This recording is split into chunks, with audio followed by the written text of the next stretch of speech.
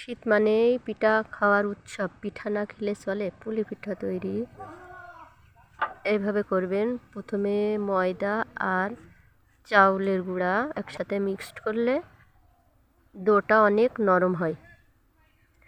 আবার অনেকক্ষণ মনে করেন রেখে দিলেও ওইটা ফাটে না, ভাজতে দেরি হলেও।